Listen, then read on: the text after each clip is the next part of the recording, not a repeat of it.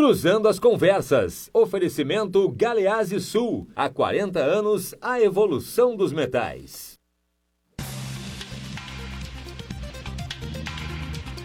Cruzando as Conversas no ar aqui na RDC TV. Você pode nos acompanhar pelos canais 24 e 524 da NET. Eu sou Guilherme Macalossi.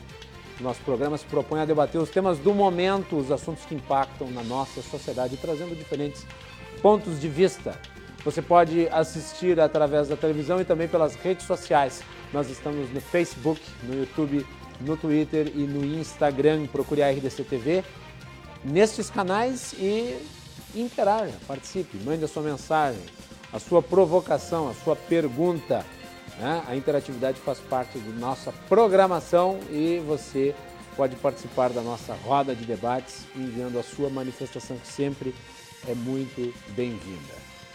Hoje no nosso programa nós vamos falar sobre a gestão ambiental no estado do Rio Grande do Sul. Mas é óbvio que nós vamos abordar um outro assunto que já foi tema de uma edição recente do Cruzando as Conversas, sobre as mortes dos policiais. Nós tivemos mais um policial morto, dessa vez da Polícia Civil, mas não importa se é da Polícia Civil, se é da Polícia Militar. Isso não faz a menor distinção. O caráter dessas duas polícias, apesar de terem finalidades distintas, servem para o mesmo propósito, que é a segurança de todos os habitantes do nosso estado. E nós estamos vendo um fenômeno, né, meus caros? Eu comentei isso não faz muito tempo, nós debatemos aqui, voltamos a falar hoje no jornal, mas estamos vivendo o fenômeno das mortes de policiais. E eu disse isso no jornal da RDC, quem não pegou, vou repetir. Eu não tenho problema de repetir o que falei anteriormente. Acho que a gente tem que martelar em alguns assuntos. Não adianta as forças de segurança responderem às novas mortes de policiais com os mesmos índices de violência que estariam em queda. E, de fato, tem alguns índices de violência que estão em queda aqui no Rio Grande do Sul. Por exemplo, em Porto Alegre, nos primeiros 4 meses de 2019, foram menos 44% de homicídios. Né? No estado, no ano passado, houve queda no número de homicídios, se não me engano, na faixa de 20%. São números, mas estatística não responde ao fato de que policiais foram mortos. É preciso ação. Eu já cobrei aqui no passado ação efetiva por parte do Comando da Segurança Pública do Estado, e eu acho uma medida simbólica. Apesar de o vice-governador atualmente ocupar a secretaria e ele não poder ser demitido da função de vice-governador, eu acho que ele deveria se afastar do Comando de Segurança Pública do Estado. São 4 mortes de policiais em 3 semanas. Não é pouca coisa, é coisa demais. E isso vem se reincidindo. E nós não sabemos se amanhã ou depois nós vamos ter que estar tratando do mesmo assunto. Infelizmente é provável que sim. Os policiais estão sendo emboscados por aí. Por que isso está acontecendo? É um fenômeno. Não se pode permitir que isso continue assim. O Brasil é o país onde mais se matam policiais no mundo. E esse é um indicador pouco falado. Porque o debate sobre segurança pública, infelizmente, está, de alguma maneira, intoxicado de ideologia. E o servidor da segurança pública, o policial, ele é tratado com menoscabo, quando não deveria. Ele deveria ser celebrado, deveria ser aplaudido, deveria ser estimulado. E o fato de estar se dando cada vez menos atenção às mortes dos policiais é extremamente preocupante. E não é apenas uma questão de ser cerimonioso, de prestar condolências. É de ser efetivo e impedir que isso continue acontecendo. Estamos aqui no programa hoje, os nossos convidados, eu vou apresentar todos, mas eu vou primeiro falar com 2 deles que eu acho que são ligados a essa área. Um pela sua atuação técnica, por ser da área da segurança pública, que é o Coronel Beck, e o outro é o Dr. Tiago, que é do Legislativo e que tem um papel importante nessa questão. Então eu vou apresentar todos. Presidente da Associação dos Oficiais da Brigada Militar, Coronel Marcos Paulo Beck, que está aqui novamente. Também o advogado especialista em Direito Ambiental, Alexandre Burman. O médico legista, gineco-obstetra, advogado, deputado estadual pelo Democratas, Dr. Tiago Duarte. E a gestora ambiental, membro colaboradora da Associação Nacional de Órgãos Municipais de Meio Ambiente, ANAMA, e coordenadora do projeto Pequeno Ecocidadão, Bianca Tessile. Boa noite. Muito bem. Doutor Tiago, eu gostaria de começar pelo senhor em relação a essas mortes todas. Qual que é a visão que o Legislativo tem desses episódios que a todos nós assustam, porque afinal de contas são as forças de segurança sendo mortas? Realmente boa noite, Guilherme, a todos os colegas de debate. Realmente é uma coisa extremamente preocupante, né? Nós tivemos aí 3 mortes de brigadianos, agora uma de policial civil, né? Eu sou perito médico legista, concursado do Estado, portanto, estou na mesma secretaria, né? E realmente nós precisamos avançar nesse sentido. Nós temos observado que o crime, infelizmente, o crime que acontece nas ruas tem sido comandado de dentro dos presídios, e eu acho que por aí também inicia boa parte da resolução e das alternativas para esse problema. A outra questão importante é, como tu frisaste no início, os servidores públicos, os abnegados servidores públicos do Estado, principalmente os das forças de segurança, têm que ser a cada dia mais valorizados, porque as suas atividades são fundamentais, tanto para nós vivermos harmoniosamente em sociedade, quanto para que o Estado possa ter desenvolvimento econômico. Sem segurança não existe desenvolvimento econômico, por exemplo. Para que nós possamos ter saúde, sem segurança não existe saúde. Então, eu tenho tido uma preocupação muito grande com isso, né? A Brigada Militar, sou filho de brigadiano, o coronel sabe disso. A gente tem tido uma preocupação muito grande com a Polícia Civil e também com o IGP, que às vezes é esquecido. O Instituto Geral de Perícias, se nós não tivermos condições adequadas de realizar as necrópsias, as perícias, o delegado não vai ter condições de apresentar adequadamente, de formatar adequadamente o inquérito, e o promotor não vai ter condição de denunciar. Então vai campear a impunidade. E infelizmente... o Brasil é um dos países com o menor índice de resolução de crimes no mundo. E, infelizmente, Guilherme, hoje o Instituto Geral de Perícias tem o menor número de peritos médico-legistas desde seu início lá na Constituição de 89. São quantos? Hoje nós temos menos de 100 peritos médicos legistas. Para atender o Estado inteiro? 24 horas por dia. Né? Nós tivemos no último ano fechamentos de departamentos médico-legais, de postos de perícia, de postos de necrópsia em Canoas, em Novo Hamburgo. Então todos esses corpos, essas mortes violentas hoje estão chegando em Porto Alegre. Nós tivemos que fazer uma audiência pública na Assembleia Legislativa no último mês sobre a superlotação da Câmara Fria, que não estava dando mais conta do número de corpos que tem vindos das cidades da região metropolitana. Então, tem nos preocupado muito isso. Porto Alegre hoje é uma cidade mais violenta que o Rio e São Paulo, tem o dobro de mortes por 100 mil habitantes. Porto Alegre tem 30 mortes por 100 mil habitantes, Rio e São Paulo tem 15, né? Tem o dobro. Então, e é muito menor, né? E é muito menor. Então, realmente, essa situação ela precisa ser olhada com muito carinho. Nós vamos ter agora um chamamento de policiais militares, precisamos aumentar esse chamamento, só esse chamamento não será suficiente. E para a Polícia Civil, né, precisamos ter o chamamento, já tem concursados. Para o IGP precisamos ter chamamento, já tem concursados. Para perito criminal, para perito médico-legista. Então, o Estado precisa avançar no sentido de repor esse efetivo. Se nós fizemos, e nós fizemos, a nossa parte na Assembleia Legislativa, né, agora com os projetos de privatização de CS, Sulgás e CRM, foi exatamente para o Estado ter recursos para poder investir pesadamente na segurança pública e na saúde. Beck, já falasse no jornal, mas eu acho que é muito importante a tua avaliação também aqui. Não, perfeito. Nós, até complementando o que o deputado disse, né? Isso é uma estatística das 10 cidades mais violentas do país, que estão no norte e no nordeste, só uma dessas cidades está no sul. Entre sul, sudeste e centro-oeste, só uma cidade, é Porto Alegre. Então, Porto Alegre, efetivamente, é uma das cidades mais inseguras do Brasil. Mas, de resto, o Rio Grande como um todo está inseguro.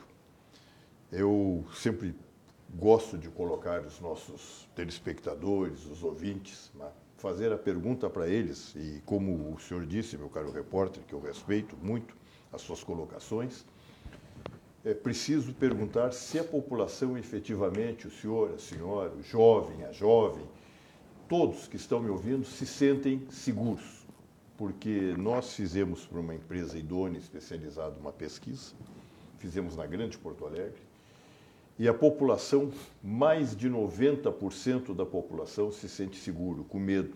Boa parte com medo em parada de ônibus, medo no local de trabalho, medo dentro de shopping, medo dentro de suas residências. Nós estamos vendo residências sendo invadidas, as pessoas sendo tiradas.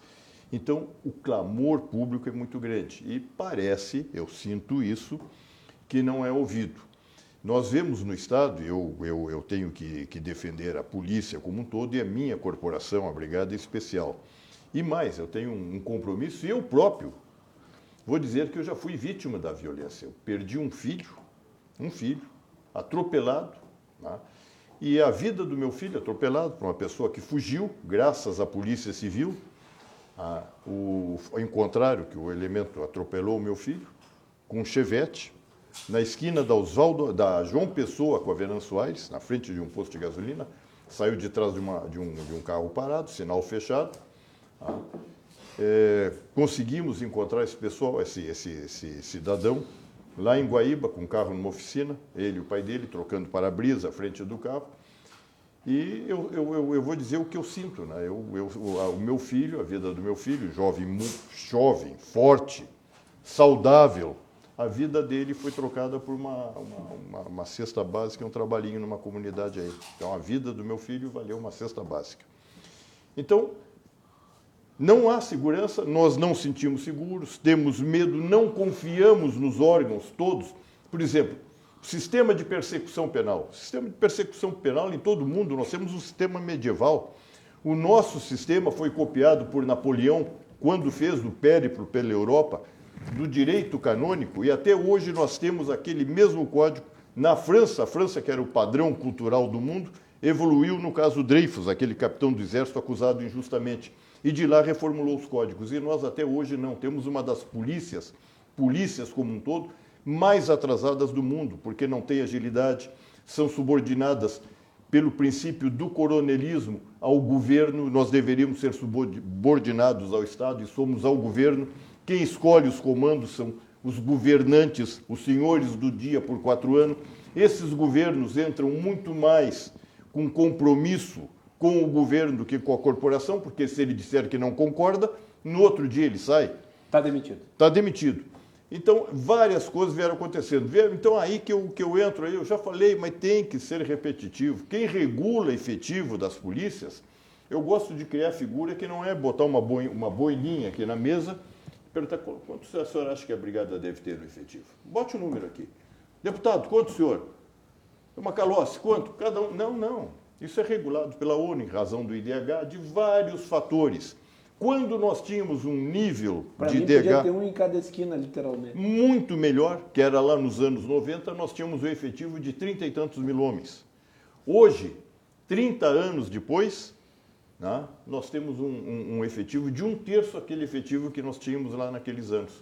Naquela época, nós não tínhamos tantos homens à disposição de autoridade, de políticos, de judiciário, não. Então, também, muita gente divorciada do serviço fim. Por outra, o elan, o estímulo, esses homens estão dando a vida. 4 homens, a brigada perdeu 3 agora, mais um logo depois do começo do ano, esse ano, e agora a Polícia Civil, um e outro está no hospital lá ferido. A Fernanda Bart, que é a nossa comentarista de política aqui na RDC, ela fez um comentário antes que saiu no jornal, ela trouxe um dado que me impressiona muito, que é o número de mortes ao longo dos últimos anos. 40? Uma coisa assim.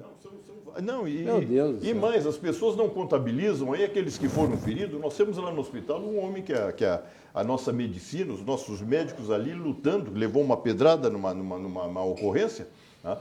E aí nós vemos assim, por exemplo, a justiça, não é a justiça, o poder judiciário, é a justiça que o ser humano pretende. Por exemplo, homens marginais que são presos com 4 toneladas de droga. Os senhores têm ideia o que representa o preço de 4 toneladas em compra de mais droga, de mais armamento? Esses homens, eu já perdi em batalha de rua com marginal, já perdi um sargento morto por um tiro. Nós somos uma família, cada um que é atingido, todos são atingidos, cada um de nós sentimos que nós podemos ser a próxima vítima do crime organizado. E aí perde-se vida, dá-se a vida em favor da sociedade. E qual é a retribuição que nós temos? Inclusive agora, do nosso atual governador, do nosso atual. Nós temos a brigada toda, não recebeu o salário ainda. E está ameaçada de receber o salário de junho lá em agosto. Isso não é uma tortura para o policial? Que tem que tirar empréstimo e agora o banco não vai dar um empréstimo sobre empréstimo. Ele tirou o empréstimo para o vencimento de julho em julho, de junho em julho, e de agosto vai tirar como? Então, falta efetivo, falta meios, falta consideração, falta uma justiça, aí sim, poder judiciário, atuando concomitantemente conosco, como a justiça, juizados criminais, 24 horas por dia, como nós vemos na Inglaterra, na França, nos Estados Unidos, prolatando sentença rápida. Quem não concordar vai pagar a suas custas próprias a investigação, desafoga a polícia.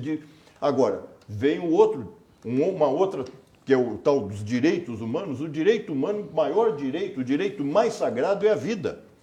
E quem tira a vida dos demais cidadãos não tem o direito humano da família que perdeu o pai, desses soldados jovens que tinham filhos, que tinham esposa, que tinham família, que dependiam deles, arrimos inclusive dos pais. Quem é que vai sustentar? O direito dos humanos vai lá sustentar? O senhor mesmo está tratando, deputado, do tempo que o Estado leva para pagar o que deve para as famílias quando o homem é morto. Meses sucessivos. Não tem agilidade, que o senhor vai fazer uma proposta para agilizar isso aí, muito bem-vinda. Então, uma série de coisas. Nós temos que ter um direito penal sólido, lei sólida, e não discursos vazios que não levam nada. Tem um poema do J.G. de Araújo Jorge, que é o poema dele que diz: enquanto isso, cérebros raquíticos, sanguessugas de pântanos políticos, fomentam leis que não trescalam nada. Nós temos que ter leis que deem objetivo. Nós vemos aí a Lava Jato, que está combatendo o crime organizado, sim, que roubou milhões, drenou dinheiro do país, que está faltando em hospitais, está faltando em educação, está faltando na saúde. Quantas mortes advieram disso aí? E qual é a solução que os políticos dão? Vamos continuar, vamos tirar a força da promotoria pública. Então, a situação é muito séria. Precisa que se criasse, o governo criasse uma força-tarefa ali para buscar a solução imediata. Aqui tivesse justiça, judiciário, Ministério Público, pessoal do Executivo, que tratasse a polícia com dignidade, que deixe de tratar como querem cada vez mais. Você pode, me permitam, talvez até os educadores possam discordar de mim, eu respeito, mas a educação eu posso terceirizar, a saúde eu posso terceirizar. A segurança não. Segurança pública eu não posso terceirizar. E não adianta eu ter saúde, eu ter segurança, se eu não tiver segurança pública. E o senhor trouxe para o programa um dado que está publicado nos jornais de hoje, das pessoas que estão deixando o Rio Grande do Sul. Vamos fazer uma enquete, por que elas estão deixando o Rio Grande do Sul? Os empresários sentem confiança aqui? A população sente segurança no Rio Grande do Sul? Fica no ar isso aí. Ouvintes que respondam. Muito bem. É importante essa manifestação do Coronel Beck, também do Dr. Tiago aqui, deputado, porque, afinal de contas, é uma situação lamentável e a resposta tem que vir e tem que vir logo para que a sociedade se sinta mais amparada. Atualmente ela não se encontra dessa forma. Muito bem, vamos para o nosso tema, que é a gestão ambiental no Rio Grande do Sul. Nós temos um vídeo que a nossa produção tem aí, que é da Patrulha Ambiental. Nós vamos colocar um trecho, é um vídeo longo, nós vamos colocar um trecho, e depois nós, com esse vídeo, introduzimos o nosso debate aqui sobre esse assunto. Vamos lá. Nos anos de 1920 surgem as primeiras transmissões de rádio no Brasil. E com ele, mudanças na estrutura social, política e cultural. É o tempo da Semana de Arte Moderna, do despertar de uma nova era. E é neste cenário que um militar gaúcho de visão futurista toma uma decisão ousada para a época. Destaca um grupo de policiais para monitorar a estação balneária de Iraí, no norte do estado, para evitar a destruição das matas e coibir a caça. Ele, com certeza, tendo essa noção de que o homem, naquela época, já adentrava locais públicos e particulares para realizar caça ilegal, para um desmatamento ilegal, tomou então essa decisão, e hoje é um fato histórico para a Brigada Militar. Mestre dos livros e das armas, o coronel Afonso Emílio Massot, então comandante-geral, coloca a Brigada Militar na história do meio ambiente do Rio Grande do Sul. Já naquela época ele enxergava isso e já dava uma vocação ambiental para a Brigada. O coronel Massot era um intelectual, tá? Era um professor de francês, era um homem de luzes.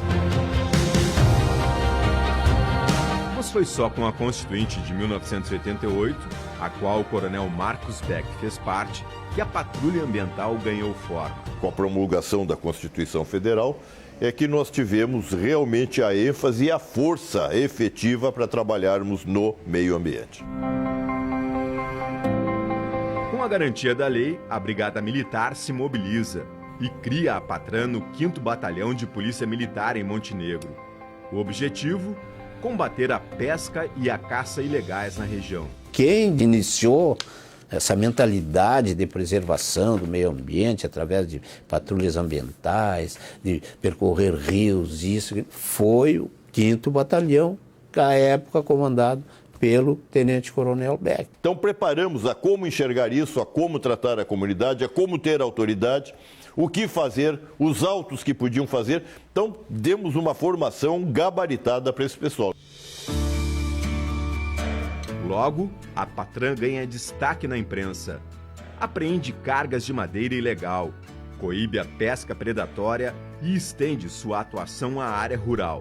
Ao longo do tempo, a unidade ganha credibilidade e um nome forte que fica gravado na memória dos gaúchos.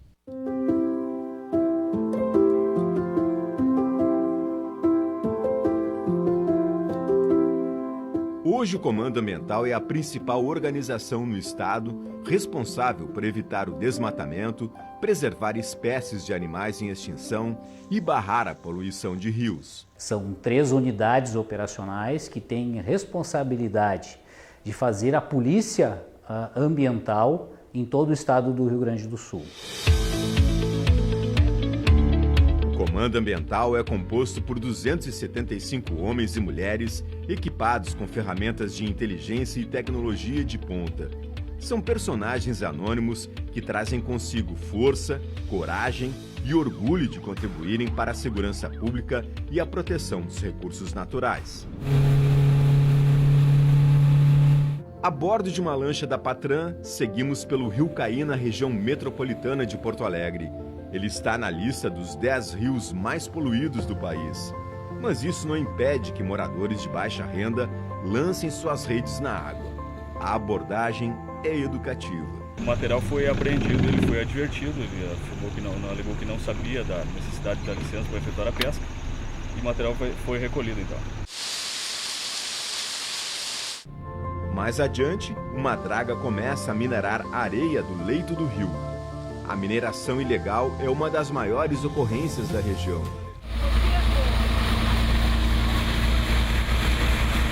A equipe da Patran inspeciona a embarcação e os documentos de licença ambiental. Após verificação do sistema de rastreamento remoto e a questão documental da embarcação, verificamos que ela está operando dentro das normas ambientais vigentes. No sul do estado, na estreita faixa de terra entre o Oceano Atlântico e a Lagoa Mirim, está um dos mais importantes santuários do país, a Estação Ecológica do Taim. A reserva conta com 30 espécies de mamíferos e 250 de aves nativas e migratórias. A lei determina que o lugar deve estar livre da intervenção humana, mas a BR-471 atravessa a reserva, colocando em risco a vida de animais. As telas fixadas num trecho da rodovia não são suficientes para conter os 400 atropelamentos que ocorrem por ano. Além disso, não há demarcação física da reserva, o que facilita a entrada de qualquer um. A gente tem muita pesca, né, irregular, e existe também muita caça, né, muitos caçadores dentro do banhado, dentro das matas.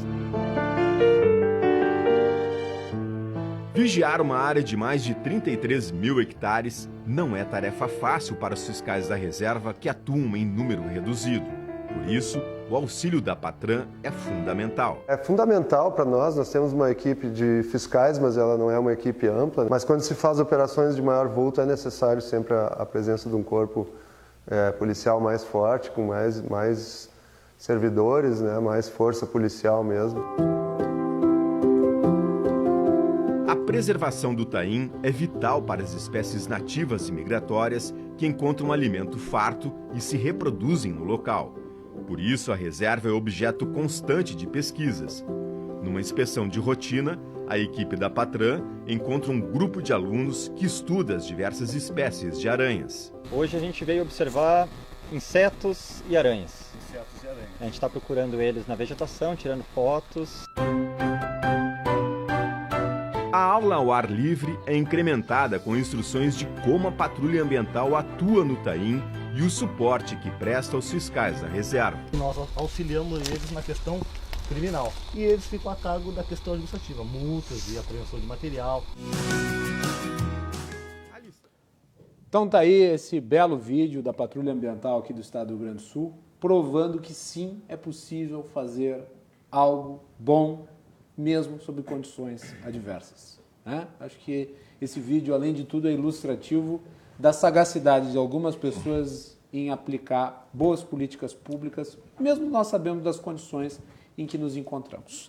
Eu gostaria de agradecer aqui ao Alexandre e também à Bianca por ter cedido uma parte do tempo para que o Thiago e o Coronel falassem um pouco sobre segurança pública, mas eu acho que é um assunto que é de interesse de todos e era fundamental que nós abordássemos aqui no início do programa.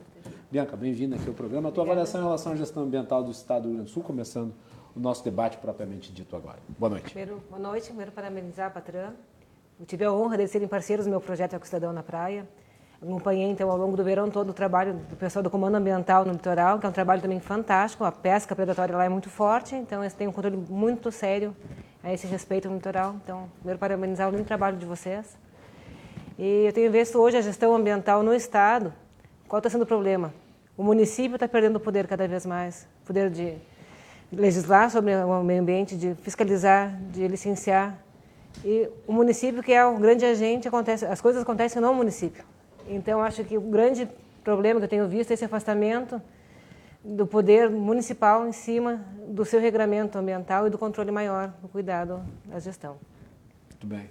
Alexandre, bem-vindo. Boa noite. Boa noite. Prazer recebê-lo aqui no programa. Boa noite, Coronel. Bom, questão da gestão ambiental aqui no estado do Rio Grande do Sul, o que a gente estava comentando aqui na conversa antes do programa, temos visto que o estado como um todo, isso se reflete na gestão ambiental, uma dificuldade, um atraso, né, nessa gestão que acaba atrapalhando um pouco o desenvolvimento, né? A gente tem que ter uma política de promover o desenvolvimento sustentável. E desde um tempo passado, onde a gente foi muito precursor, né, com a Patran, né, com o Ministério Público, a gente teve um grande avanço nas questões ambientais. Só que o Estado como um todo, e na questão ambiental não é diferente, ele parou no tempo. Então nós temos que evoluir, nós temos que ter investimentos, né, assim como a Bianca falou na questão do município, né, eu vejo que o município de Porto Alegre, isso é uma regra de todos os estados, né, mas aqui no Rio Grande do Sul eu posso afirmar, né, que a gente, por exemplo, Porto Alegre usa em torno de 1% do seu orçamento para as questões ambientais, né, sendo que esse 1% desse orçamento, mais ou menos a metade, ela é ocupada por pagamento de servidores. Então fica uma dificuldade, como é que a gente vai aplicar recursos para planejamento, para ações efetivas, se não há recursos, né? Então, assim como na segurança pública, Imagina que o senhor falando aí... Aliás, nesse aqui em vídeo... Porto Alegre existe o maior caso de escracho ambiental, talvez, do sul do país, que é o Arroio Dilúvio. O Arroio Dilúvio, exatamente. É o maior escracho ambiental do Rio Grande do Sul, sem sombra de dúvidas. Sem dúvida nenhuma. Um rio onde os peixes já desenvolveram pernas, eu tenho certeza, porque é impossível, né, eles nadarem ali sobre aquelas condições. E tu vê, Guilherme, que uma coisa interessante, né? Que essa dificuldade de evolução da própria legislação ambiental, que gera uma insegurança jurídica para o investimento do empresário, para o desenvolvimento do Estado, né? Até 2014, aproximadamente, toda a área do Arroio Dilúvio, até o número 6.000, 7.000 ali aproximadamente, onde teve daí uma atuação da Secretaria do Meio Ambiente, era considerado área de preservação permanente, ou seja, mesmo com todo o estado do Arroio Dilúvio, mesmo com todas as construções, mesmo não sendo um curso da água já natural, porque ele foi desviado, e ele é canalizado, e mesmo assim ele era considerado na DM Web dos órgãos municipais aqui, que tinha que ter uma distância de 30 metros para construir. Então, né, a solução era demolir o shopping, o hospital, o palácio da polícia, né, porque a legislação não permitia. Então, a gente tem que evoluir, né? Temos que evoluir na legislação, temos que dar um passo à frente, porque o nosso Estado está ficando para trás e na questão ambiental não tenho dúvida a respeito disso. Bianca, tu trocaste num assunto que eu acho que é fundamental, que é a centralização de atribuições.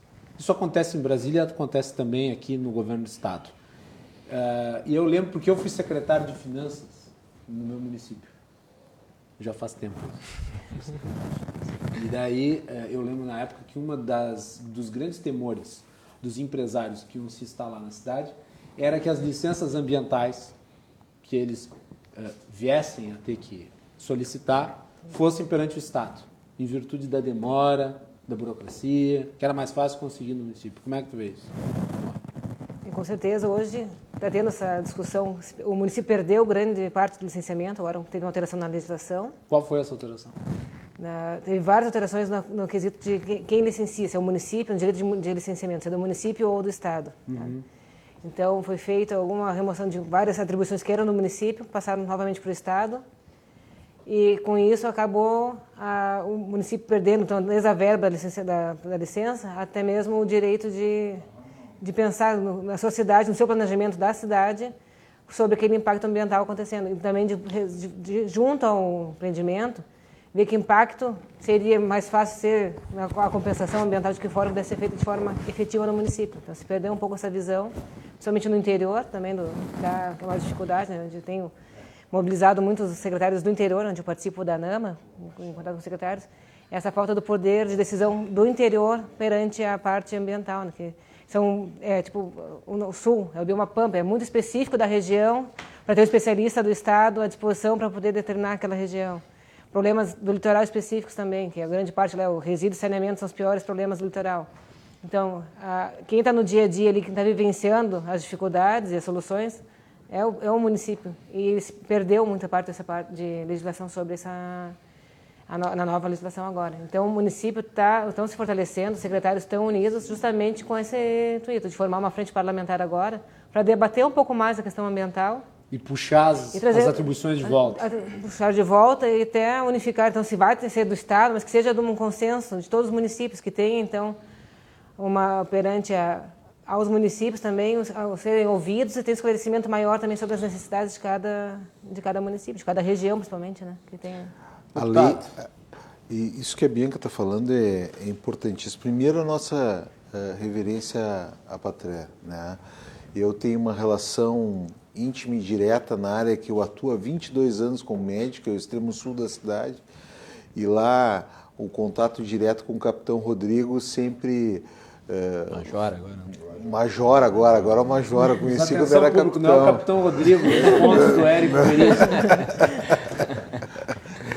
Que é uma pessoa, que é uma referência naquela região, principalmente nessa questão que o Alexandre abordava bem do desenvolvimento sustentável. É importante se desenvolver, dar possibilidade da sociedade poder avançar preservando o meio ambiente. Então, esse é o conceito. E isso, lá no Extremo Sul, tem sido trabalhado com muita expertise, né? É importante a gente falar que eu acho que, à medida que o país avança, eu observei lá a tentativa de uma formação de uma reserva privada, né? E não pública, e, portanto, que não seria mais um peso para o Estado, mas seria uma ação privada no sentido de preservação do meio ambiente, e que, infelizmente, não foi adiante, que é ali em Belém Novo, ali na parte do arado. Mas do arado, da Fazenda do Arado. Por que não foi adiante? A pergunta que vem à minha mente. Por preconceito ideológico? Preconceito ideológico, exatamente. Porque isso eu acho que é um ponto da questão ambiental que tem que ser tratado.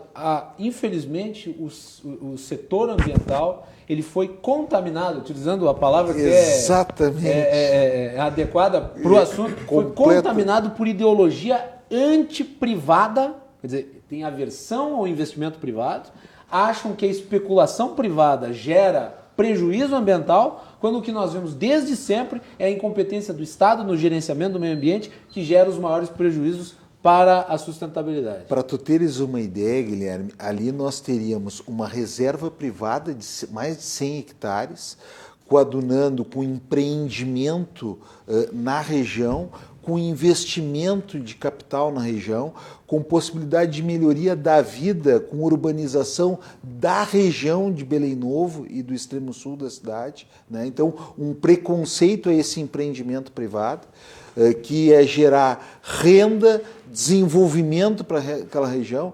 E o que nós observamos na antítese disso? São as invasões às propriedades privadas naquela região. Então, um grupo que se alimenta dessas invasões de propriedade privada, né, acaba sendo contra, né, qualquer tipo de situação, inclusive de uma reserva, que naquela região seria muito importante. Eu quero... Grupos que invadem propriedades privadas se beneficiam disso. Se beneficiam disso. Mas se beneficiam como disso? Se beneficiam como? Se beneficiam politicamente e economicamente. À medida em que tu forma um loteamento irregular, né? Mas não é aquele loteamento irregular que cada cidadão comprou o seu pedaço de terra, não. É o loteamento irregular de que as pessoas invadiram terreno privado de outro, né? Então, se beneficiam economicamente e politicamente, fomentando esse tipo de situação. O Alexandre também é a par de toda essa situação e realmente é um verdadeiro absurdo, é surreal o que aconteceu com o projeto de investimento do Arado, da Fazenda do Arado. Aliás, o que se vê no mundo desenvolvido são parcerias entre o Estado e a iniciativa privada para o desenvolvimento de parques florestais, reservas ambientais e, em geral, elas são muito bem gerenciadas e os frutos são portentosos e evidentes. Vamos lá, vamos pegar o parque aqui, talvez um dos mais famosos do mundo, o Parque Yellowstone nos Estados Unidos. A gerência, ela se dá através de uma parceria. O próprio Parque de Itaipu, que é aqui, né? Pegando aqui um exemplo do Brasil. Um exemplo do Brasil que funciona, né? Eu só não conhecia. Guilherme, ali seriam preservados 100 hectares. Claro que ia ter um empreendimento imobiliário ali junto, de baixo impacto, com pouco povoado, e a contrapartida seria a urbanização de boa parte de Belém Novo, com a construção de uma usina para bombear água para quem não tem água lá no fundo no Lami. Então, se quebrou todo esse processo e hoje se discute. O projeto foi aprovado quase por unanimidade da Câmara Municipal à época, e hoje o que aconteceu? Grupos que têm ideologicamente, quando fomentaram a presença de índios que não eram dali para discutir a questão em outra seara, que é a seara federal. Para tu ter uma ideia de como é nocivo isso ao desenvolvimento sustentável daquela região, estou usando isso como exemplo. A Bianca traz aqui a questão da gestão ambiental, que as pessoas moram nos municípios. Então, o grosso da gestão ambiental ela tem que ser municipal. Tem mais agilidade. Como tudo mais, na realidade, né? Então, é importante que a gente possa auxiliar isso, e eu acho que a Frente Parlamentar vem no sentido de reunir grande parte dos secretários de meio ambiente municipais, poder congregá-los, juntá-los no mesmo ambiente e poder também trabalhar as questões que vão dar possibilidade econômico-financeira das secretarias de meio ambiente. Existe uma taxa hoje cobrada pelo IBAMA, que é uma taxa de fiscalização ambiental.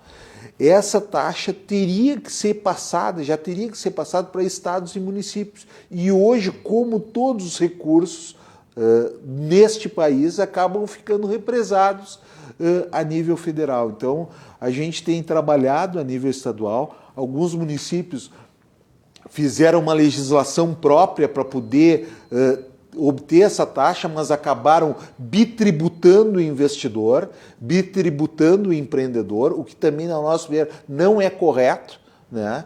E nós queremos avançar nesse sentido para que o Estado possibilite os municípios, a partir de uma lei estadual, que o Estado propicie aos municípios a possibilidade de ter acesso a esse recurso que vai possibilitar uma gestão ambiental municipal, que é o desejo de todos nós. Beto, vamos para o intervalo ou temos tempo? Vamos fazer um intervalo e depois a gente volta com o Coronel Beck. Eu gostaria da avaliação dele, porque ele apareceu também no vídeo, né? Está aqui para falar sobre a questão ambiental, não só para falar de coisa ruim, para falar de coisa boa. Boa também. Né? Voltamos em seguida com o Cruzando as Conversas.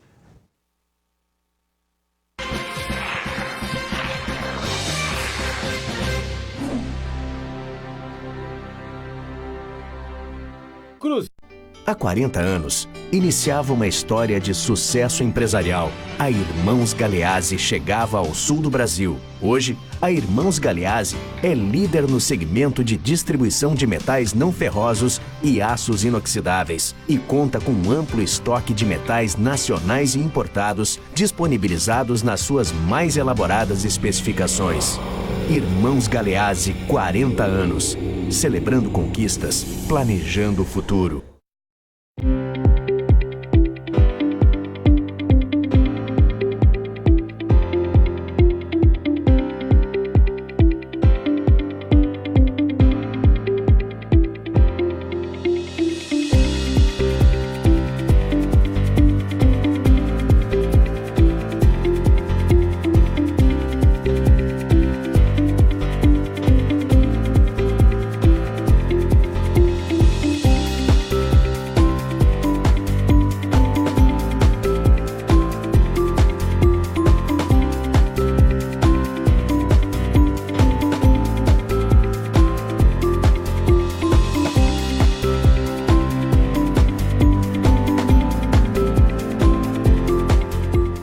Gostou? Entre em contato. Santos TV.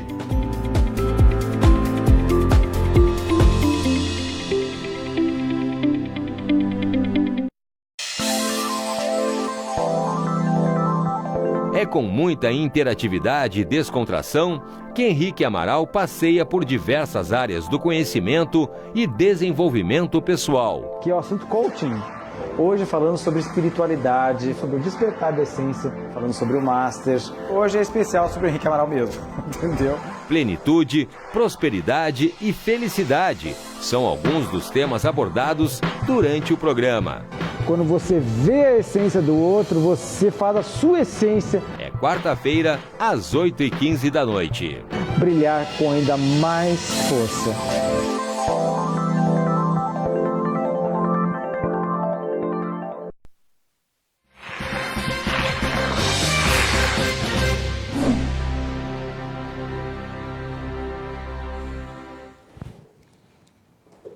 De volta com Cruzando as Conversas aqui na RDC TV, canais 24 e 524 da NET.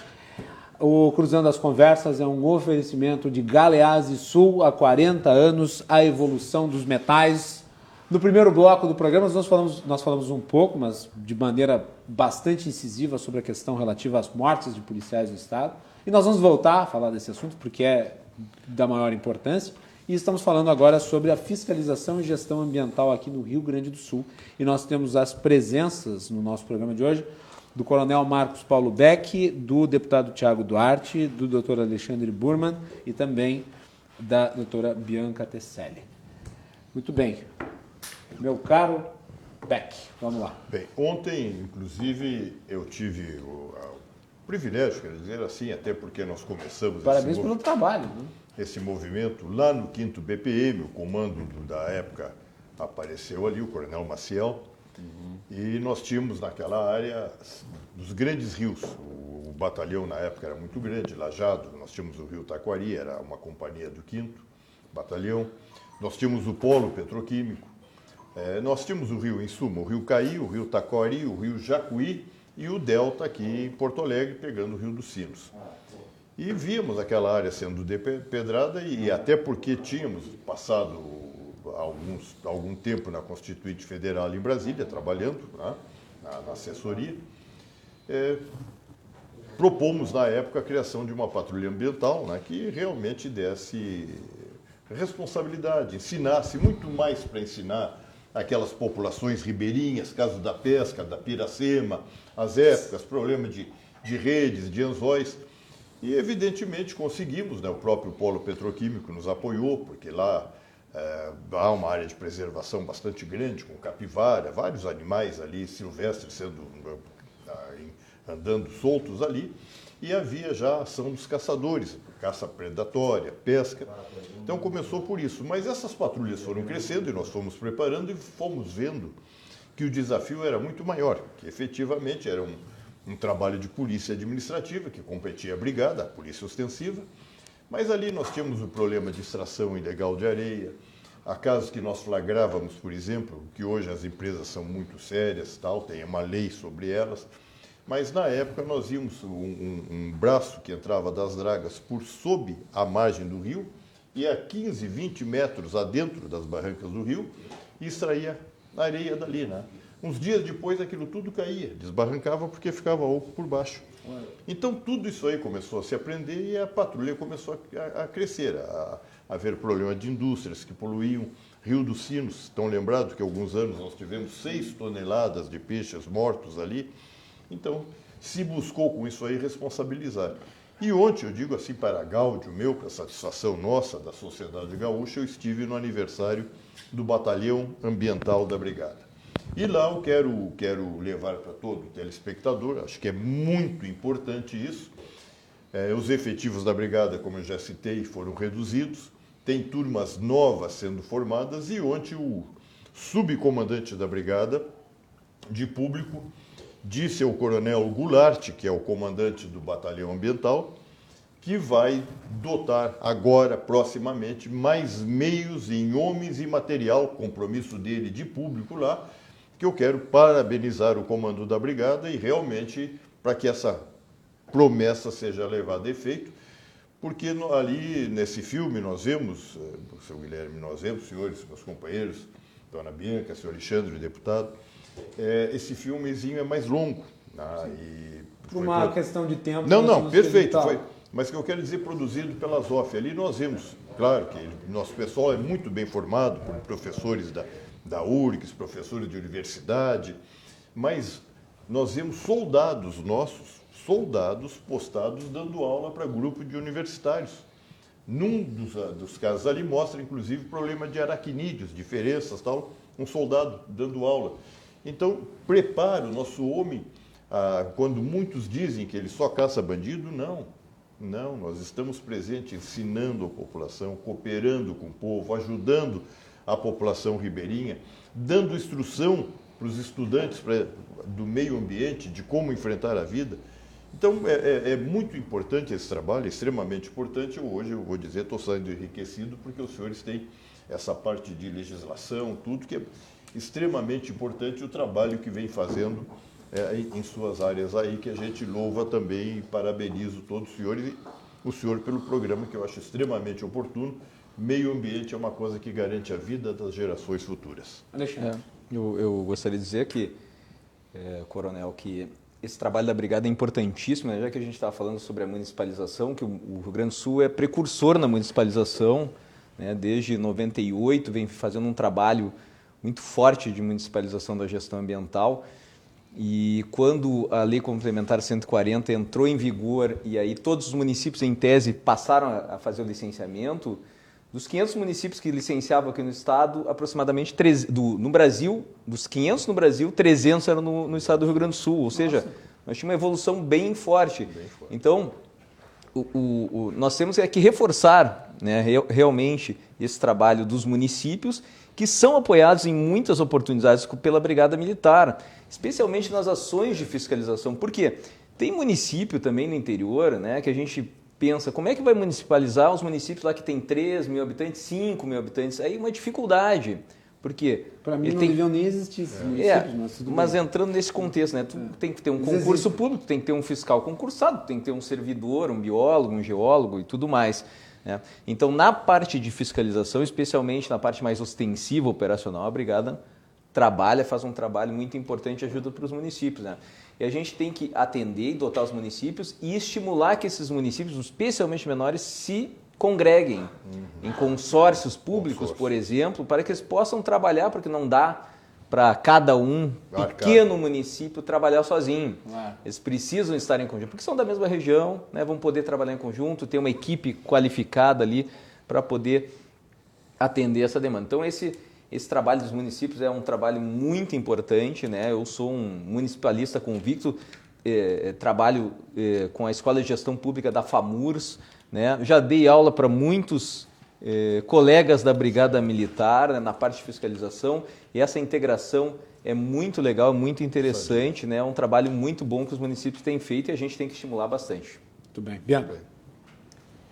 Bom, que eu falo assim, eu não sou advogada, sou da área de gestão ambiental, na área de educação, e que eu tenho observado muito, assim, como ouvinte, muitas vezes a população, eu fico na população de base do meio ambiente, e que a gente acaba ouvindo muito é o relato de cada um da comunidade, o relato da população do município, o relato de um problema local de uma cidade.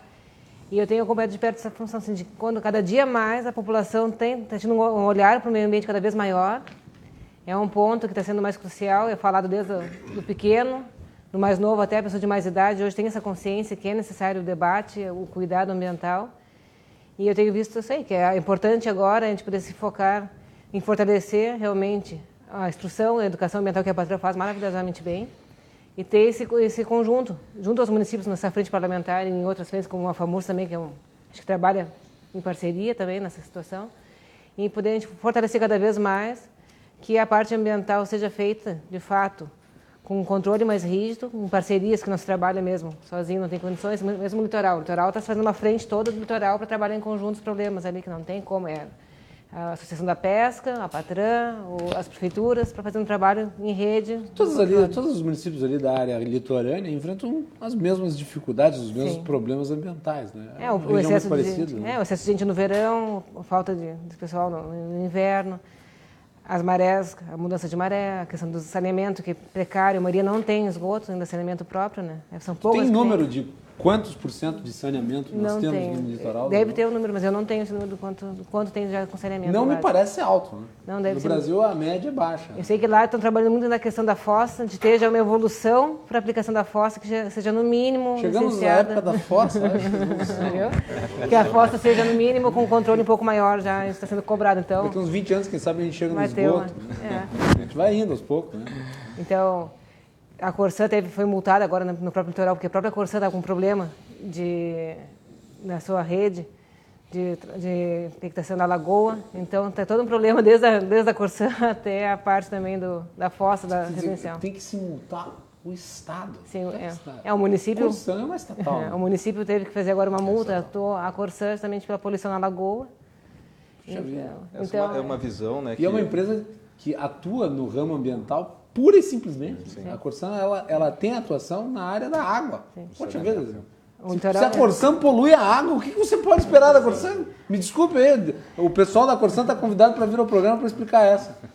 Por favor. Sim. Não, essa é de deixar de cabelo em pé. Chamou o secretário Fernando, que fez a atuação. Como é que a Corsã estava poluindo a água? É de rir, porque o ideal é que a Corsã limpe a água. Né? Tomou uma... Não, eu fiquei impressionado. Essa é uma notícia que ninguém deu. Foi autuado. É o mau funcionamento da estação de tratamento. É bem a probabilidade. Mas isso é importante, né? Até o Dr. Tiago falou. né, dessa questão da ideologia, né, da gente sempre vilanizar o empreendedor, o privado, né, porque se a gente pegar os principais investimentos recentes aqui na capital de Porto Alegre, que trabalham com a questão ambiental, são vindos da iniciativa privada, né, com recursos privados. Então a gente tem que poder separar isso, né, sair dessa ideologia de essa polarização que existe muito, né, porque a gente, grenalização aqui para o nosso estado, né, porque sempre fica, o ruralista contra o ambientalista, é esse contra aquele, e a gente, cada um puxa para o lado e não vai para frente nunca. Então, a gente tem que ter esse cuidado, né, porque o empreendedor, na área ambiental existe essa questão que o Estado tem que fazer tudo, e na área ambiental eu entendo um pouco diferente. Nós temos que estimular a iniciativa privada a investir na área ambiental para que a gente tenha um retorno efetivo. Deputado, recentemente o ministro Ricardo Salles esteve aqui no Rio Grande do Sul visitando algumas áreas ambientais. Ele esteve em Itaibezinho, se não me engano, e ele falou sobre concessões aí que poderiam ser feitas na gestão ambiental. Chegasse a acompanhar isso? Não cheguei a acompanhar especificamente isso, mas a gente tem observado que algumas situações podem avançar nesse sentido, né? Então, eu fico estupefato com a questão dos empreendimentos, né? Hoje se tem uma grande dificuldade de se ter um empreendimento em Porto Alegre, por exemplo, né? Aqui nós levamos aí 2 anos, 3 anos às vezes para licenciar um empreendimento que vai gerar empregos. As pessoas já não investem em Porto Alegre porque ela está numa depressão coletiva, mas também porque tem toda essa dificuldade. Então, realmente nós precisamos racionalizar mais isso e principalmente dar autonomia para a gestão ambiental local. Eu acho que esse é o grande condão, é o grande objetivo dessa frente parlamentar. Poder descentralizar o processo, poder recuperar esses recursos do IBAMA, que já desde 2008 poderiam ter sido aproveitados pelos municípios, e dar autonomia para a gestão ambiental local. Eu acho que esse é o grande avanço que se pode perseguir nesta área. Se nós tivermos uma gestão ambiental local mais qualificada, com mais condições decisórias, nós vamos estar dando um importante passo no sentido da preservação e da desburocratização do processo. Porque a burocratização não ajuda a boa gestão ambiental. Ela é a antítese disso. Quem acha que burocratizando o sistema e o sistema de licenciamento vai estar preservando o meio ambiente, está muito enganado. Está muito enganado. Está prestando um desserviço ao país. E o caso, só para te complementar, deputado, o caso dos principais acidentes ambientais do Brasil, Mariana e Brumadinho, são empreendimentos que têm licenciamento ambiental.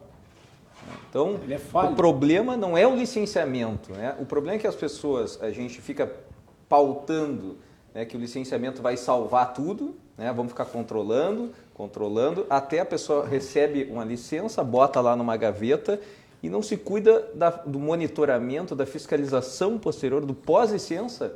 Ninguém fica controlando isso. Qual é a fiscalização efetiva da SMAN? E olha, eu trabalhei 2 anos, eu coordenei a fiscalização e o licenciamento ambiental da SMAN. E qual é a fiscalização efetiva desse pós-licença? Era fraca, efetivamente. Eu tenho que fazer o meu meia-culpa, inclusive, né, da dificuldade que a gente tinha em fazer, porque não tinha estrutura para atender a tudo. Às vezes, nessas situações, como tu citaste, dessas tragédias, às vezes se cria dificuldades para se vender facilidades. Né? Infelizmente, esse país tem sido eivado de exemplos nesse sentido. Eu tenho observado muito algumas coisas do velho mundo e chama muita atenção a Inglaterra no que se refere a algumas questões, principalmente essa questão de burocratização. O cidadão vai num órgão público, tem lá um checklist. Vou citar um exemplo que pode ser aplicado ao meio ambiente. Para abrir um negócio, ele tem um checklist, ele apresenta os documentos. Se o Estado em 15 a 30 dias não o fiscaliza, aquilo ali passa a ser verdade e ele pode abrir empreendimento. Agora, se ele for fiscalizado e ele não tiver todas aquelas situações, ele é severamente penalizado, é fechado o seu estabelecimento, não abre mais, porque aqui no Brasil é assim. Agora foi editada, não foi editada ainda, mas foi aprovada numa comissão a MP da Liberdade Econômica. Caminha para isso. Caminha para isso. Se inspira nos melhores ideais de desburocratização. Caminha para isso. E eu acho que essa é a grande...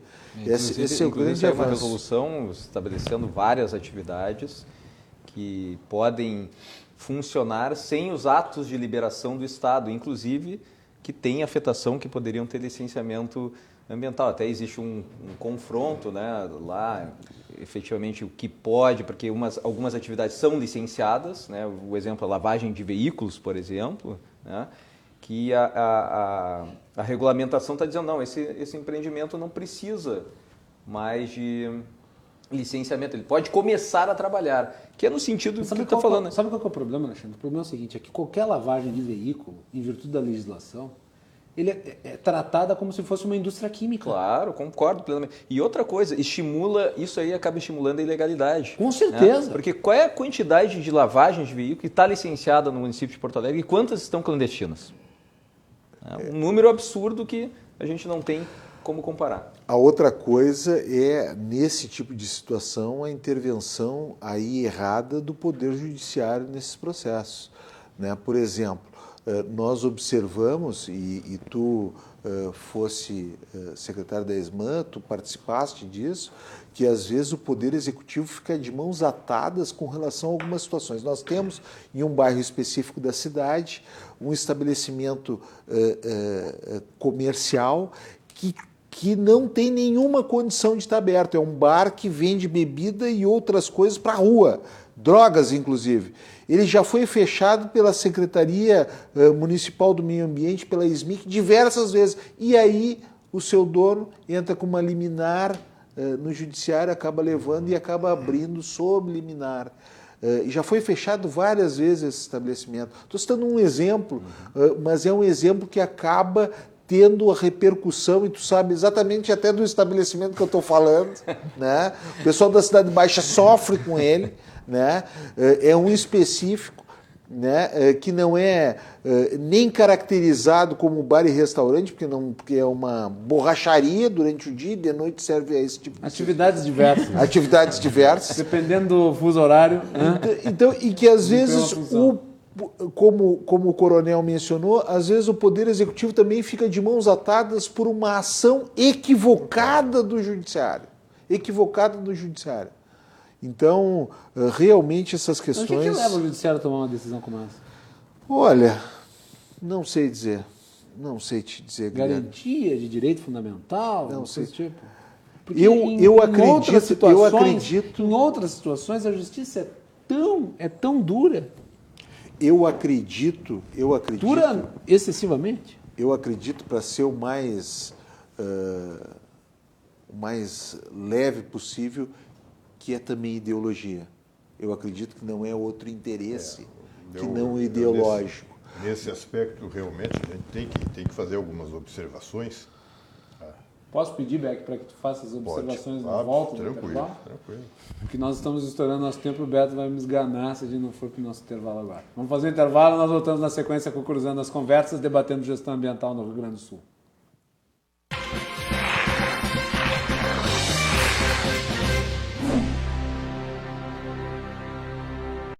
Há 40 anos, iniciava uma história de sucesso empresarial. A Irmãos Galeazzi chegava ao sul do Brasil. Hoje, a Irmãos Galeazzi é líder no segmento de distribuição de metais não ferrosos e aços inoxidáveis e conta com um amplo estoque de metais nacionais e importados disponibilizados nas suas mais elaboradas especificações. Irmãos Galeazzi, 40 anos. Celebrando conquistas, planejando o futuro. Sejam bem-vindos a mais um empreendimento CKS, apartamentos de um dormitório com conforto e requinte no coração do bairro Bela Vista. Apartamentos com 54 metros quadrados, cozinha com churrasqueira, living espaçoso com lavabo, dormitório com suíte, persiana automatizada. Gostou? Entre em contato. Santos TV.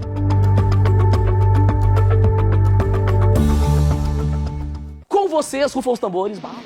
Muito prazer, eu sou o Capu e esse é o Feed. É meio que o meu confessionário essa história, né? O nosso papo é mais ninguém tá nos ouvindo, é só nós dois mesmo. Eu preciso ter o meu espaço pra poder trocar uma ideia contigo, tá ligado? Porque senão eu volto pra cá, ó, volto pra cá, aí eu tô ligada. Agora eu volto pra cá, aí deu. Aí é só nós dois. Ó. Tudo que eu faço, eu já bebi todas e agora é tarde. Hashtag fica a dica. Por que o cara vem aqui tocar sertanejo sofrência e traz um copo vazio? Somos tão diferentes toda vez que a gente se encontra. Na verdade, no feed não, mas no stories ali, bastante. No feed. Pra te cobrir, castelhana, se você me ama. Já é amor. Já é amor. É, naquela época era, hoje...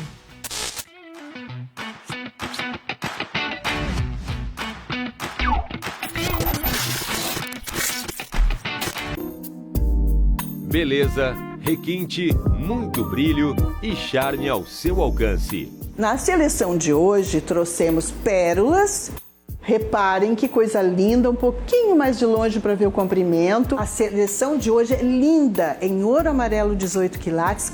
É o Joias TV, na tela da RDC, com a apresentação de Rosana Rocha, diariamente à meia-noite. Joias exclusivas para harmonizar com a sua beleza. Acesse rdcshopping.com.br.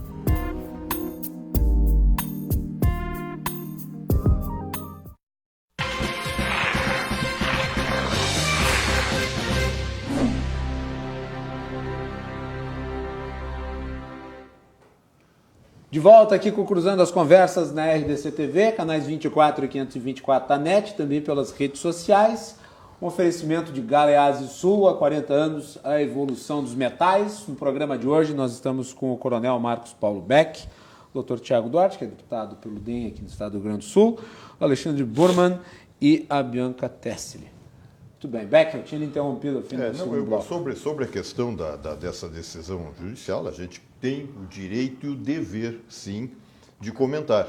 E sim, cumpra-se, mas se comente. Então, então acabou a liberdade de expressão. É preciso dizer algumas coisas. Primeiro, nós estamos em bons gabinetes, chegamos nesses gabinetes, ligamos o nosso ar-condicionado quando está frio, quando está quente, e invertemos.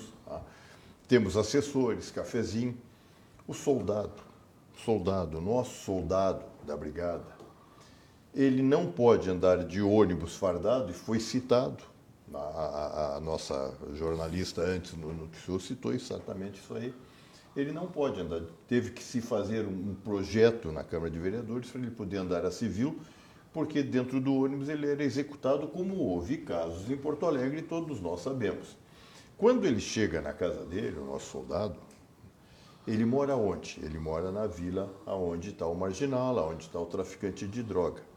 Então, se ele chegar ali e se identificar pelo traficante de droga, o poder da pressão, do dinheiro e do medo, claro, do medo, todo mundo armado ali, impune, ele não pode se dizer brigadiano. Então, primeiro, isso já começa a acarretar um drama no homem, até um drama existencial. Isso que vai levar que nós somos o órgão de maior suicídio no Rio Grande do Sul. E a brigada é das PMs a que tem maior índice de suicídio. Então ele vai para casa, o filho pergunta: o que tu é, pai? Eu sou motorista de ônibus, eu sou não sei o que, eu não sou, não. Se os filhos dizem para os colegas na escola que ele é brigadiano, então toda essa pressão. Aí ele vem, é pobre, a farda dele a mulher lavou dentro de casa e não pôde botar na rua para não ver que tem uma farda. Vem para atividade, vem de ônibus, vai, não sabe se vai voltar vivo, se vai levar uma pedrada no olho. Quantos paraplégicos, tetraplégicos que nós temos, faz ideia? Quantos por ações no combate ao crime organizado? Então, vejam o drama desse homem. Aí vai para a rua. E eu disse antes, eu já tive, eu como estava na ativa, e hoje eu ainda comando numa deferência do comando da brigada, a legião da reserva ativa. O pessoal da reserva, quando estava nativo, eu enfrentei combate, eu perdi um sargento no combate no crime do meu lado. Nós somos uma família, aquele tiro me atingiu todos nós. Pois bem, esse soldado enfrentou uma quadrilha que sabe que é impune, que resiste. Tá? É muito comum no crime organizado os bandidos se automutilarem, todos sabem disso, eu não estou dizendo nenhuma novidade. Tá? Faz todo o esforço para defender a sociedade, e eu estou indo nesse caso da droga, da maconha, são 4,5 toneladas. Alguém tem, já fizeram a conta, tem uma ideia do que vai render isso aí? Aí prende esses homens, os homens chegam lá, alegam que foram agredidos, os brigadeiros não foram, não correram risco, não tiveram ameaça de vida, não tiveram arma apontada, como nós tivemos 4 mortos esse ano. E aí solta-se os bandidos, tudo bem, soltou, Ministério Público, ótimo, grande, recorreu. Os homens estão aonde? O trabalho de enxugar gelo, que é aquele que se fala, vamos correr o gasto que vai se ter e o risco que cada brigadiano ou policial civil vai passar de novo procurando esse outro. Então nós temos que reverter isso, nós temos que tirar a ideologia e ter, como o nosso soldado ele tem uma maneira de agir, ele não tem 2 maneiras de agir, a lei para ele é uma. Agora, acho que a aplicação da lei não pode ser diversa, um aplica de uma maneira, outro aplica de uma... Se é lei, nós temos que aplicar por igual. E há também, por exemplo, o senhor me permite, mais um caso que nós temos que reverter, deputado, temos que reverter. O soldado, ele vai para enfrentamento, primeiro, ele raramente vai atirar, normalmente ele atira em defesa sua. Podíamos ser carro blindado? Podíamos, não temos. Agora, se ele fere alguém ou mata alguém, ele vai responder o processo. Quem é que paga o advogado para ele? A Defensoria Pública? Não, ele paga do bolso, sabiam disso? Ele desembolsa. Tem que vender patrimônio, tem que tirar do sustento da sua família. Então, nós temos que fazer com que o homem da segurança seja valorizado. Então, nós temos que dizer a verdade para que a população saiba. E aí vamos aqui, no caso das patrulhas ambientais. Quanto é construído de prédios suntuosos, maravilhosos? E o que a brigada recebe? O que a patrulha da brigada recebe? Ela que faz o efetivo serviço de enfrentar. Sim, no meio ambiente tem crime, sim, tem crime. Com certeza. De enfrentar. E qual é o retorno que tem para a brigada? Qual é o meio que volta para a brigada? Vamos ter que fazer leis que deem. Não é dar dinheiro que vá para a patrulha ambiental. Na minha época, num batalhão, eu tinha 5 lanchas. Nós temos uma lancha agora. Se chegasse a ver a operação que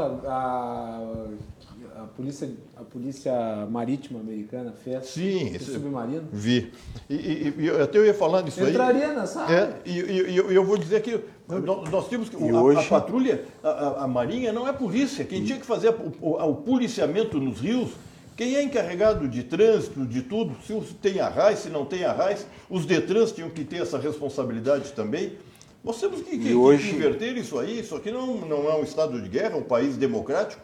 E polícia tem que ser polícia em todo o território, nos rios, nos lagos, aonde for, tem que ser a polícia que tem que agir. E hoje o policial civil que foi alvejado, que foi morto, foi em decorrência de uma fiscalização, de certa forma, de um crime ambiental. Era abigeato. Exatamente. Era crime. Era abigeato. Exatamente. E o coronel falou uma coisa bem importante sobre essa questão do pagamento dos serviços advocatícios, né, que os servidores públicos têm que suportar no período de transição desse novo governo do Estado. A nossa Associação de Advogados, a Associação Gaúcha de Direito Ambiental e Empresarial, fez uma série de sugestões para a melhoria da gestão ambiental, né, e uma das sugestões é, inclusive, da Procuradoria, da Advocacia Pública, poder suportar as despesas de eventuais questionamentos que o Ministério Público faz em relação ao trabalho do servidor público, né? Porque muitas vezes o servidor público não tem dificuldade em dar ou em deferir ou indeferir uma licença por conta que ele está acossado pela legislação. Porque é crime ambiental se ele conceder um laudo, uma informação falsa de forma culposa, se ele não tem o conhecimento adequado. E aí, na dúvida, ele vai dizer não. Ele vai agir de forma cautelosa. E se ele for responsabilizado, se ele for ajuizada uma ação contra ele, né, uma improbidade, uma ação do Ministério Público, ele tem que arcar com as suas custas. Então a gente fez uma proposta, uma sugestão, para que assim como a Brigada Militar, né, os servidores dos órgãos ambientais sejam suportados, né, tenham o compromisso da advocacia pública em dar esse respaldo para eles se sentirem mais seguros no seu trabalho. Bianca, como é que fica essa questão dos municípios? Porque os fiscais trabalham muitas vezes a serviço das prefeituras. Com certeza. E muito com a Patran em parceria. No interior, a Patran é o agente que está presente na...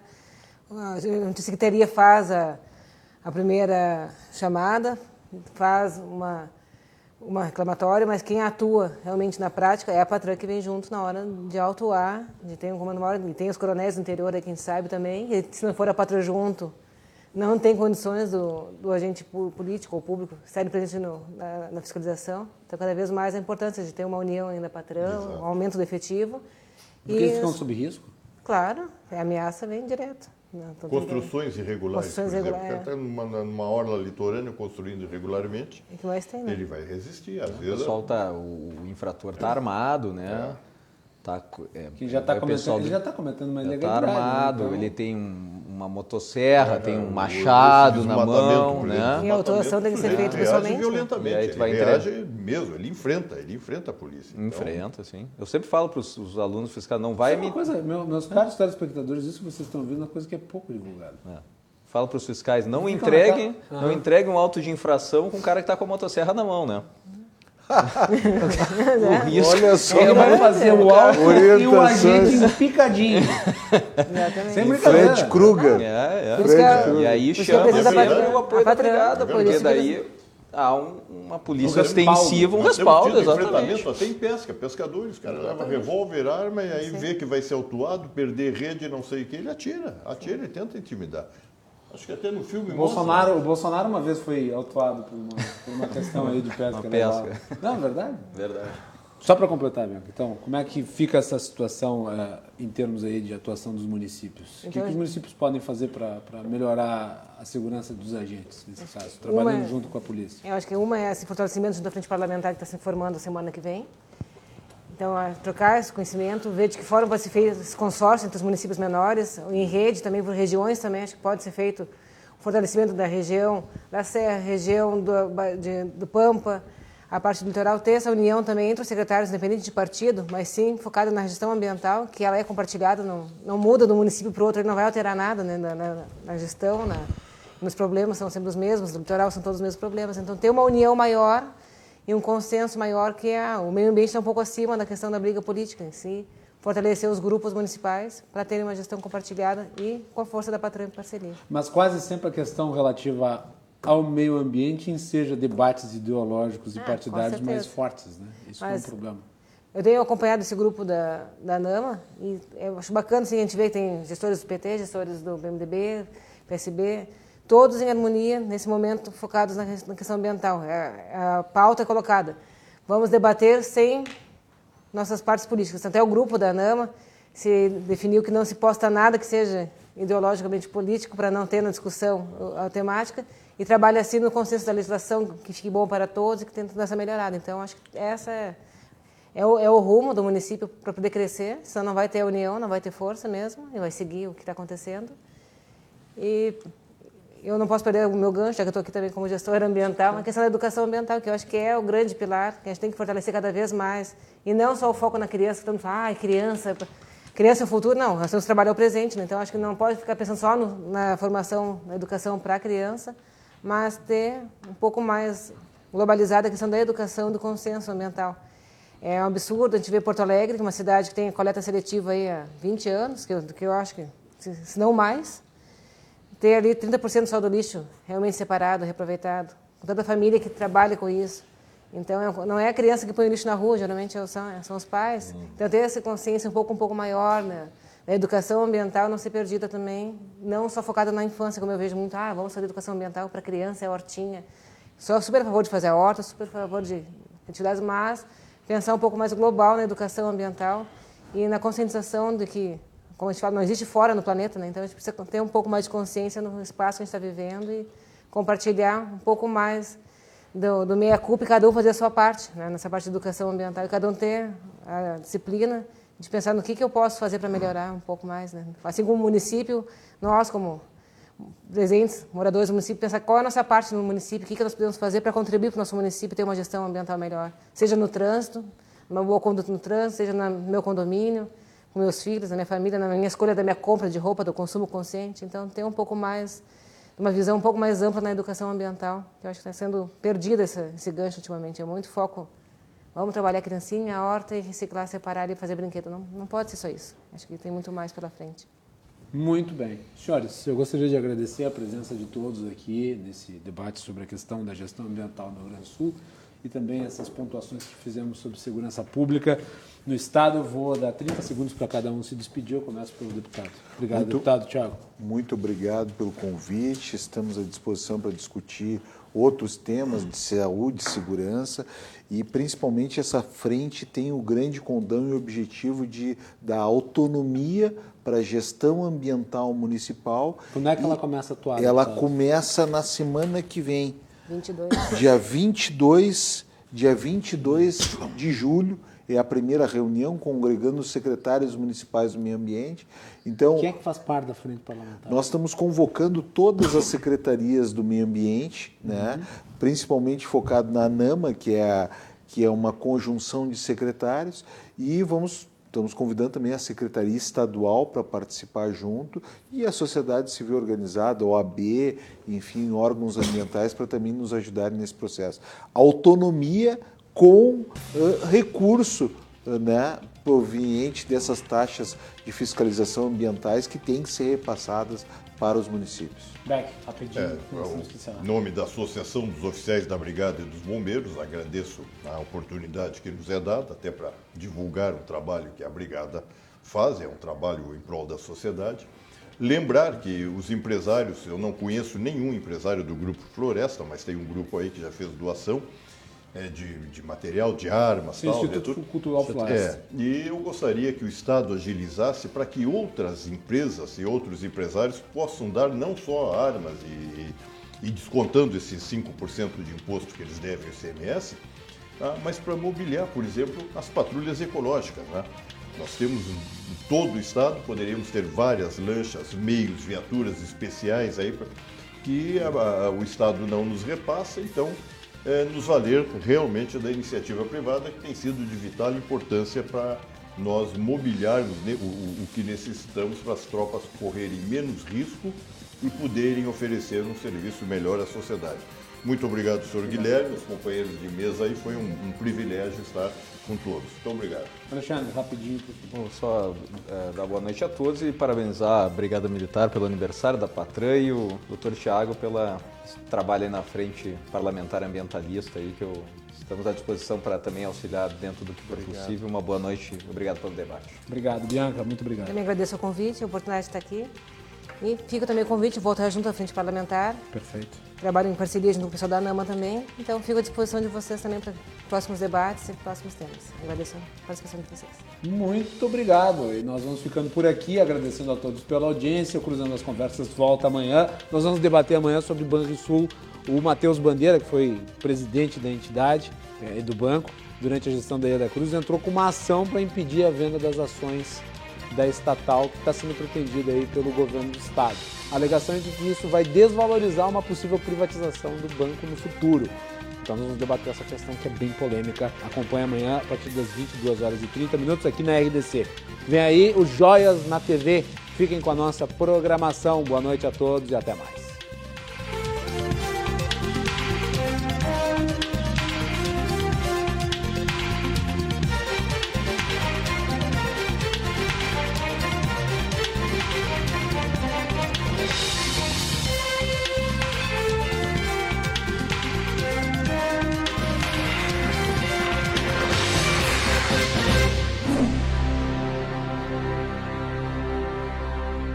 Cruzando as Conversas. Oferecimento Galeazzi Sul. Há 40 anos, a evolução dos metais.